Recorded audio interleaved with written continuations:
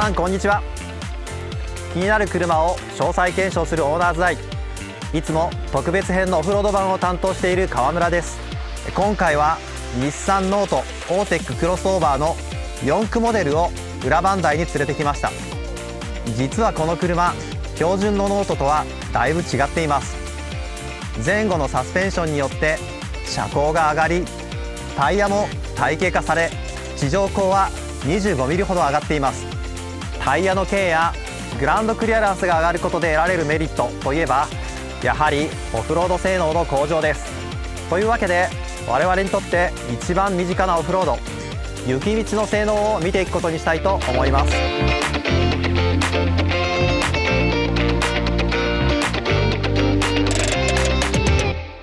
ノートはエンジンをもっぱら発電機として使い、その電気でモーターを回して走る車です。この方式は一般にシリーズ式ハイブリッドと呼ばれています。同じハイブリッドでもエンジンとモーターの両方を駆動力として使う他のハイブリッド車とは構造が大きく異なっており、100% モーターの力で走るという意味で EV に近い存在です。日産はこれを e-POWER と呼んでいます。この e-POWER の車が雪道でとても扱いやすく安全・安心であったことは前回のエクストレイルの動画でお伝えしました。理由は明快です。電気モーターはガソリンエンジンと違って瞬時に細かく、そして綿密なトルク制御をすることができるからです。低ミューロとの相性がいいわけです。では今回、同じ e-POWER のノートで何を確かめたいのか。一つ目は4駆の実力です。これは 4WD のエクストレイルとノートの前後モーターの性能を並べたものです。フロントにはエクストレイルに迫ろうかという大出力のモーターが与えられているのに対し、リアモーターはやや小ぶりです。この組み合わせで雪道では一体どのような走りになるのか。車重はエクストレイルより 25% 以上軽いので、そのあたりも含めチェックしていきたいと思います。二つ目は、通常のノートからかさ上げされた車高と大きくなったタイヤが積雪路でどのように影響するのか、あるいは車高が高くなったことで安定性が失われていたりしないのか、そのあたりを見ていきたいと思います。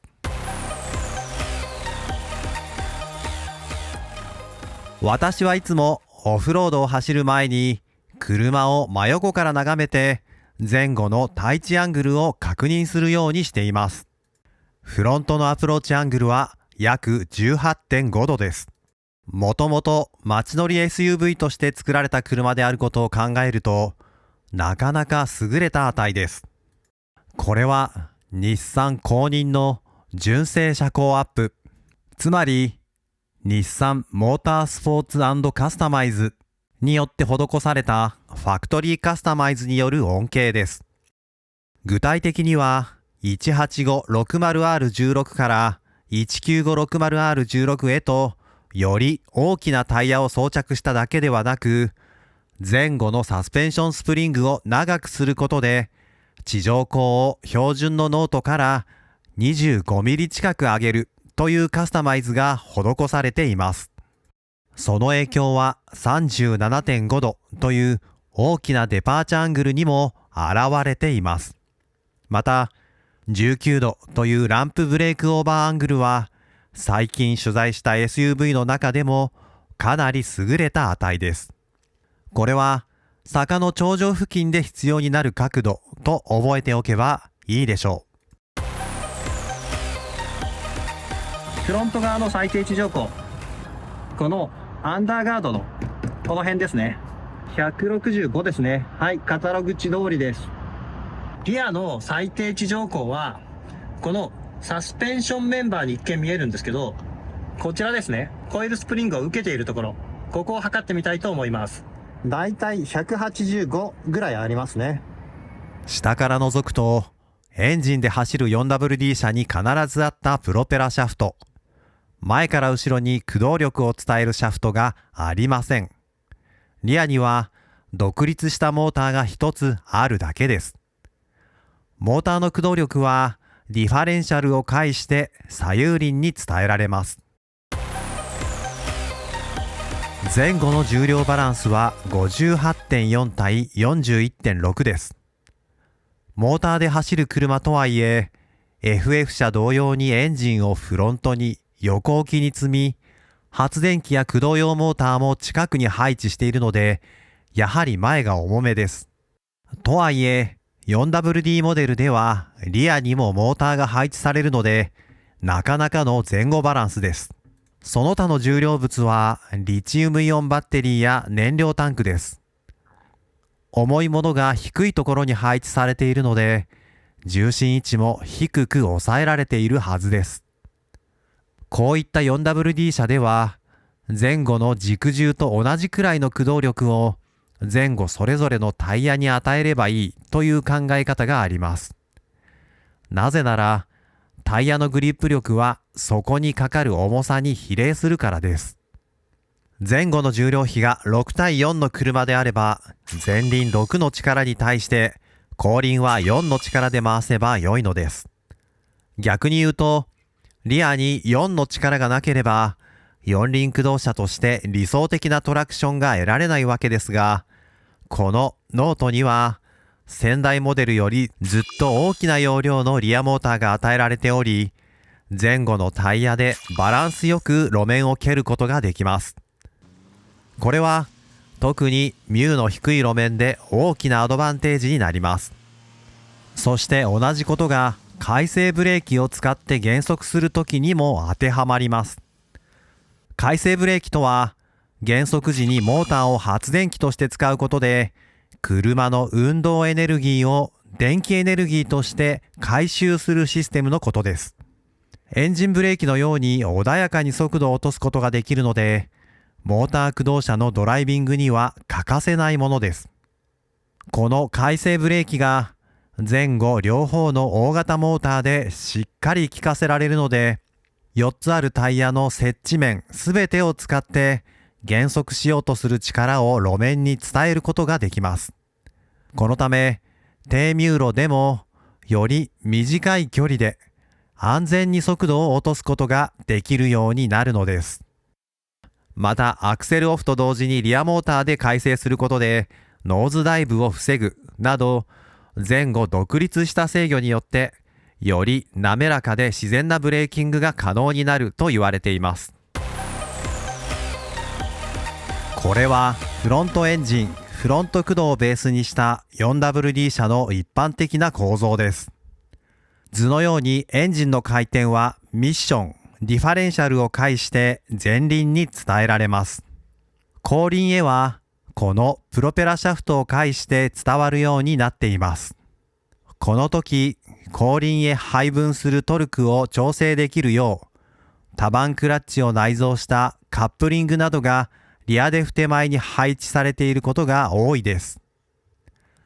でも、e-Power のノートでは、このプロペラシャフトやカップリングなどがありません。そして、エンジンは発電機ですので、駆動には関係ありません。ミッションも必要ありません。前と後ろに駆動用モーターが一つずつ配置され、減速ギアを介して前後輪を別々に動かす仕組みになっています。私たちは長いことエンジンのシリンダーに送る空気とガソリンの量をコントロールすることで、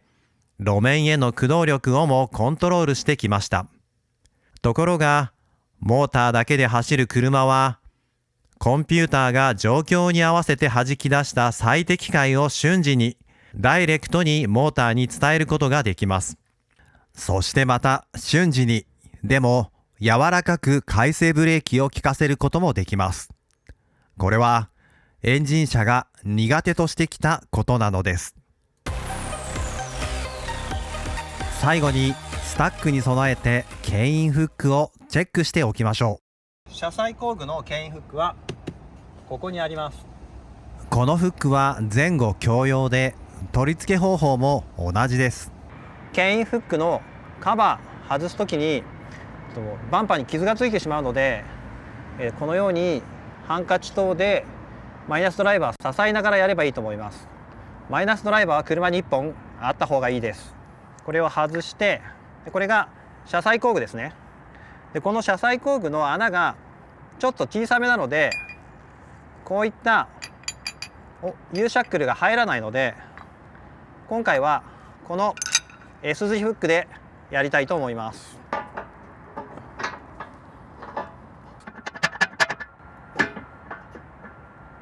はい、この状態で S 字フックを取り付けて、そしてこちらのストラップですね、これをこのような形で牽引する。はい、こんな感じにすればいいと思います。多少 S 字フックが暴れてもバンパーは傷つかないかなとは思います。今磐越道を走ってます。車内の遮音が結構効いてますね。このクラスの車としてはかなり静かな方ですね。この車はですね、ダンパー、スプリングともに長くなって車高が上がっているんですね。それからタイヤが体系化されたことによって全体で標準車よりも25ミリリフトアップしてるんです。乗用車に乗ってらっしゃる方はサスペンションでリフトアップするっていうことがあまり馴染みないかもしれないんですけど、本格四輪駆動車の世界ではよくあることなんですね。で、何が起きるかっていうと、単にスプリングとダンパー長くして減衰力もバネレートも変えなければ車高が上がった分車がちょっとねフラフラしたりするんですよ。でそれを防ぐためにスプリングとかそれから減衰力をちょっと固めにするっていうカスタマイズが行われることが多いです。で実際にこのオーテックのノートクロスオーバー、スプリングのレートは上がっていて減衰力も上がっているんだと思います。乗り味はというと標準のノートに比べて悪くなってるっていうことはなくて、むしろね逆にしっとりしてる感じがありますね。で路面の段差を超える時の入力時、この時も今もゴトンゴトンってやってるんですけど入力がね落ち着いてるんですよ。なので、ダンパーの縮み方向に関してはノーマルとほぼ変わらない感触があります。おそらく伸び側の減衰力でかなり調整してるんじゃないかなっていう感じですね。日本車によくありがちなふんわりとした乗り味ではなくて、どちらかというと欧州車の味付けに近いです。しっかり路面の状況もわかるし、フラフラしないし、直進性もいいですよね。今スキー場への道を上り坂ですね、基本的に走ってます。雪はまだ路面にはないですね。でここでちょっとモードの違いを解説していこうと思います。今エコモードで走ってます。後続車いないことを確認して、エコモードの回生ブレーキ試してみます。はいはいはい。でノーマルの回生ブレーキを試してみます。はい、モニター上では回生してるんですけど、ブレーキの効き方としてはかなり違いますね。ノーマルは今までのエンジン車でアクセルを抜いた時のような感じで惰性で走ってくれてる感じがします。これをスポーツモードにしてみましょう。ちょうどコーナーが見えてきたので、エコモードと同じような回生の効きですね。スポーツモード、エコモードともに回生ブレーキがしっかり効くので、コーナー手前の減速などに有効です。ノーマルモードはそこまでしっかり回生ブレーキを使って減速はしてないですね。ではノーマルモードの、B レンジに入れてみましょうか。これで回生の効きが変わるのかやってみましょう。後続車いない。はい、ノーマルモードの D レンジよりは回生ブレーキ効きますが、エコモードの D レンジほどではないですね。ではエコモードの B レンジでやってみましょう。強く効きますね。はい、明らかにエコモード B レンジの回生強く効きますね。念のためスポーツモードもやっときましょう。強く効きますね。はい、B レンジで走れば回生ブレーキも強く効くので、状況に分けて使い分けたいと思います。いやー、ワンペダルいいですね。雪がなくてもスローインファーストアウトっていうのを自然と右足がやってますね。エンジン車でアクセルを抜いて駆動をかけない状態で空走しながらコーナーに入っていくっていう感覚じゃなくて、しっかり回生ブレーキで止まる方向の駆動で車体の動きを安定させてるっていう感じで、それからコーナリング時のロール感、しっかり踏ん張った感じがあって、車高が 25mm 上がったという車のイメージではないです。上り坂の加速もいいな。それとですね、先ほどからブレーキングやってるんですけども、回生ブレーキノーズダイブしないですよね。これ前後のモーターをうまく制御することによってノーズダイブしないようにしてるんですよね。だから横に座ってる人も顔がカックンカックンしないと思います。酔わないし気持ちよくドライブできますね。エコモードで走ってみましょうか。アクセルの踏み込み量に対して加速のシャープさっていうのがなくなりますよね。このエコモードのふんわりとした加速が雪道の発進にはいいんだと思います。さあ、この辺りからかなりグランデコの取り付け道路に入ってきた感じだけど、ところどころシャーベット状になってきましたね。エクストレイルでも経験したんですけど、雪道でね緊張しないんですよ、このワンペダルの運転。なんでかっていうと、ブレーキを踏まないで減速ができるからなんですよ。そしてこのエコモードの減速感が雪道でもいい感じですよね。完全に雪道になりました。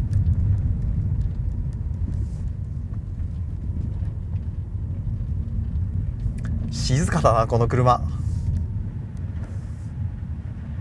これ皆さん肉と四駆の回生ブレーキの時の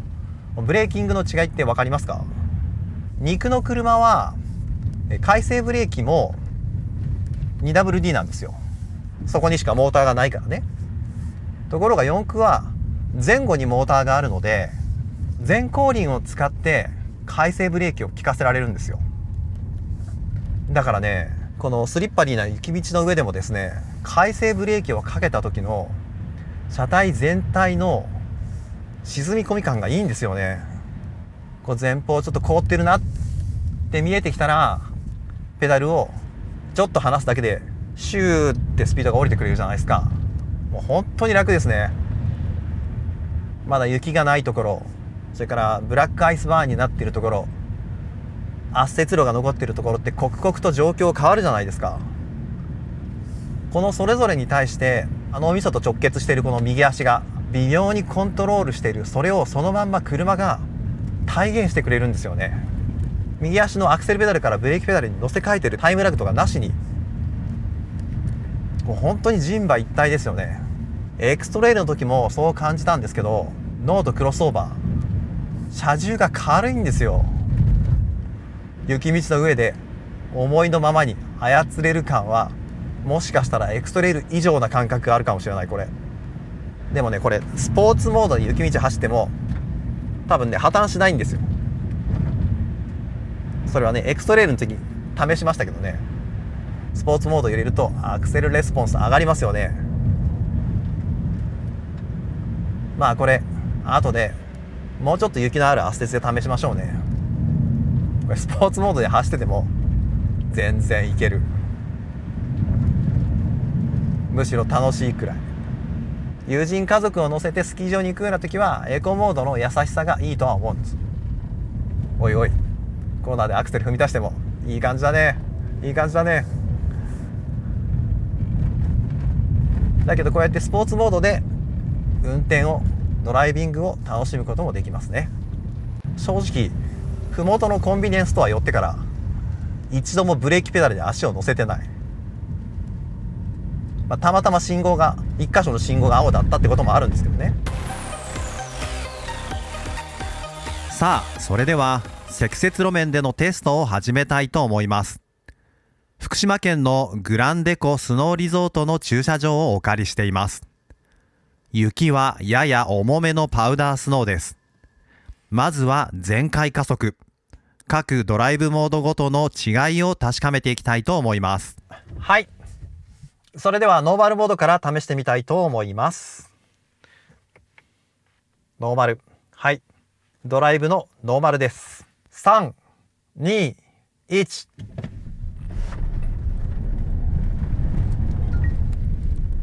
なるほど。走り出し、ほとんど滑らなかったですよね。では、次は、エコモードにします。雪道に強いエコモード。3、2、1。出足が鋭い。ノーマルモードより雪道にやっぱり合ってるんですね。明らかにアクセルを踏んでから短い間隔でスタートダッシュに成功したような気がします。次はスポーツモードいきます。3、2、1、スタート。動き出し十分早かった。でも感覚的にはエコモードのスタートダッシュがすごい良かった気がします。ただノーマル、エコ、スポーツモードいずれもですね、この圧雪の雪の上でほとんど滑らないで出てきましたね。スポーツモードとノーマルモードは似てる感じがしました。エコモードの発信が一番良かったと思います。次は VDC オフにしたいと思います。メニュー画面の設定、VDC 設定、これをオフにします。これでオフになりました。ビークルダイナミクスコントロールがオフなのでタイヤ滑り放題な気がします。3、2、1、スタート。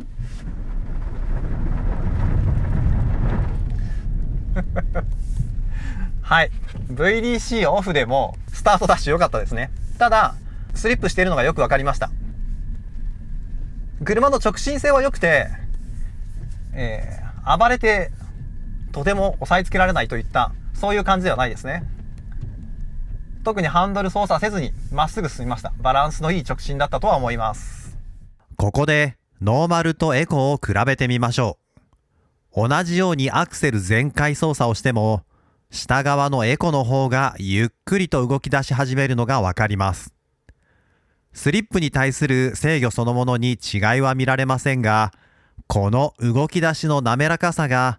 アイスバーンなどよりグリップの悪いところで生きてくると思います。回生ブレーキもノーマルよりエコの方が強めなので、雪道ではやはりエコモードが合っていると思います。そして VDC オフとエコの比較です。VDC、ビークルダイナミクスコントロールには2つの役割があります。一つはトラクションコントロール機能と呼ばれるもので、滑りやすい路面で駆動輪が空転した際、モーターの出力を抑えることで駆動力を安定させる役割を果たします。もう一つはブレーキ LSD と呼ばれる機能で、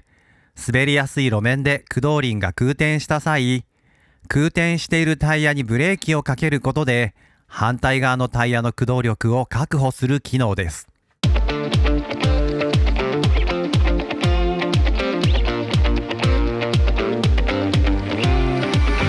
の VDC を切ってアクセルを全開にするということは、タイヤが滑ろうが何しようがモーターが最大出力で回り続け、空転したタイヤに対してブレーキ LSD も働かせないということです。というわけでエコモードと違い、タイヤが滑り続けているのですが、ここで注目すべきはリアモーターの働きです。ほとんど滑らずに車を前へ進めています。そのおかげでハーフスピン状態でひたすら空転しているフロントタイヤも雪を掘りながらしっかりトラクションを路面に伝えることができているのです。積雪路なのに素晴らしい加速力です。おそらく 2WD のノートで実験したら、前輪が盛大にスリップするだけであまり前に進めなかっただろうと思います。オーテックノートクロスオーバー4のリアモーター、いいですね。これはこの後のテストでも期待が持てる力強さです。さて後編では雪上のフルブレーキングや8の字旋回、モードごとの回生ブレーキの比較や林道のヒルクライムにヒルダウンなどなど盛りだくさんでお送りします。それではまたお会いしましょう。